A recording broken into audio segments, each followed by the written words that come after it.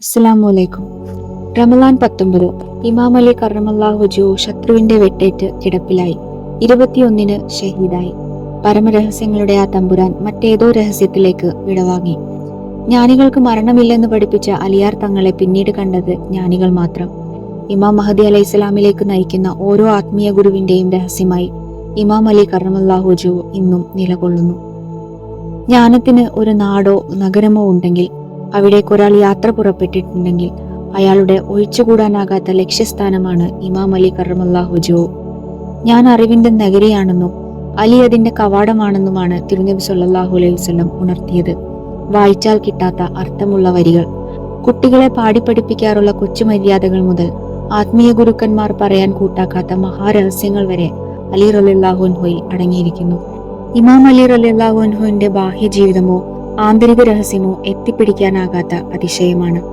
School പാഠപുസ്തകത്തിൽ നാം പഠിച്ച ഖലീഫ അലിയെയോ ബാലമാസികകളിൽ നിറയുന്ന ഇമാം അലി കഥകളോ ഒരിക്കലെങ്കിലും അനുകരിക്കാൻ കഴിയുമെന്ന് നാം കരുതുന്നുണ്ടോ? ഫാത്തിമ ബീവി ചുട്ടെടുത്ത് യാചകന് കൊടുത്ത റൊട്ടി ആ നബി കുടുംബത്തിന്റെ ഒരു ദിവസത്തെ ഭക്ഷണമായിരുന്നില്ല. വിശന്നൊട്ടിയ വയറുകളുടെ ദിവസങ്ങളുടെ കാത്തിരിപ്പായിരുന്നു. അത്തരം ദിവസങ്ങൾ ആ കുടുംബത്തിന് ശീലമായിരുന്നു. വിശന്നു ബോധമറ്റ് വീണ ഹസൻ റളിയല്ലാഹു അൻഹുവിനെയും ഹുസൈൻ റളിയല്ലാഹു അൻഹുവിനെയും വാരിയെടുത്തോടുന്ന തിരുനബി സല്ലല്ലാഹു അലൈഹി വസല്ലമയെ നാം ഒന്ന് സങ്കല്പിച്ചു നോക്കണം. ഈ മീനച്ചൂടിൽ നോമ്പും നോറ്റ് ആ ജീവിതങ്ങൾ നാം ഒന്ന് വായിക്കണം. പതഞ്ഞു പൊള്ളുന്ന മരുഭൂമിയിൽ തീ പുകയാത്ത ഒരു കൂരയിൽ നബി കുടുംബം തള്ളി നീക്കിയ ദിനങ്ങളുടെ കാഠിന്യം ഊഹിച്ചു നോക്കണം. പറയാൻ തുടങ്ങിയാൽ കരയാതെ പൂർത്തിയാകാനാകാത്ത ജീവിതമായിരുന്നു ഇമാം അലിയും കറമല്ലാഹു വജ്ഹു. ഉടനീളം അത്ഭുതകരമായിരുന്നു ആ ജീവിതം. കഅബക്കകത്തായിരുന്നു ജനനം. തിരുനബിയുടെ ഉമിനീരായിരുന്നു ആദ്യ മധുരം. തിരുനബി സല്ലല്ലാഹു അലൈഹി വസല്ലമയുടെ ഓമനപുത്രനായാണ് വളർന്നത്. അലി റളിയല്ലാഹു അൻഹുവിന്റെ പിതാവായ അബൂ ത്വാലിബിന്റെ വീട്ടിൽ പട്ടിണിയായിരുന്നു. അബൂ ത്വാലിബിന്റെ മക്കളെ സഹോദരങ്ങൾ വളർത്താൻ തീരുമാനിച്ചു. അലി റളിയല്ലാഹു അൻഹുവിനെ തിരുനബി സല്ലല്ലാഹു അലൈഹി വസല്ലം വളർത്തി. മുഹമ്മദ് നബി സല്ലല്ലാഹു അലൈഹി വസല്ലമയുടെയും ഖദീജ ബീവിയുടെയും ലാളനയേറ്റ് അലി റളിയല്ലാഹു അൻഹു വളർന്നു. അങ്ങനെയിരിക്കെ അടുത്ത ബന്ധുക്കളെ ദൈവത്തിലേക്ക് വിളിക്കാൻ തിരുനബിക്ക് ദൈവകൽപ്പന വന്നു.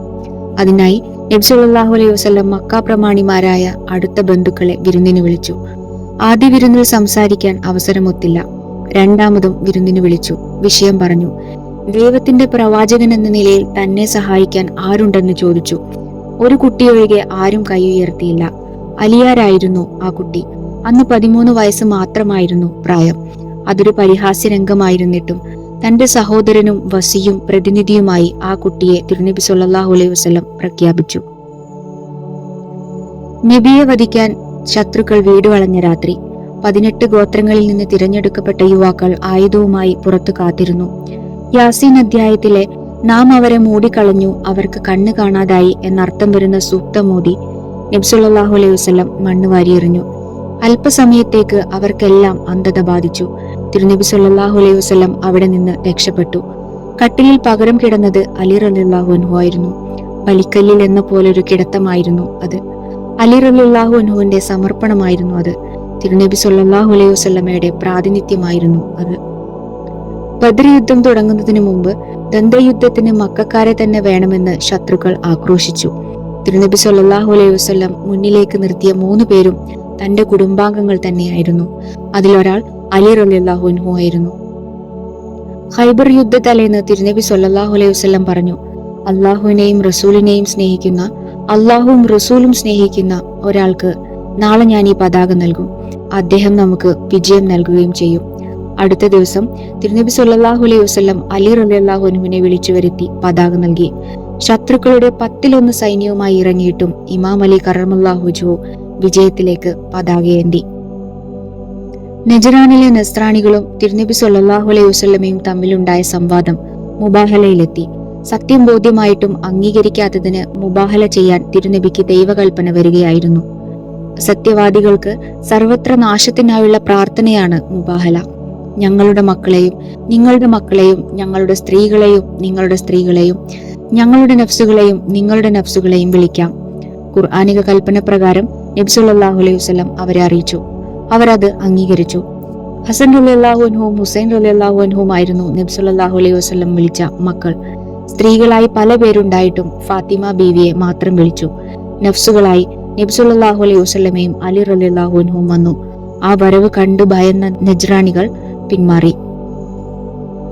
അവസാനത്തെ ഹജ്ജ് ചെയ്തു മടങ്ങവേ ഉമ്മിലെ കിണറിനരികിൽ അനുചരരെ മുഴുവൻ തിരുനബി സല്ലല്ലാഹു അലൈഹി വസല്ലം വിളിച്ചുകൂട്ടി.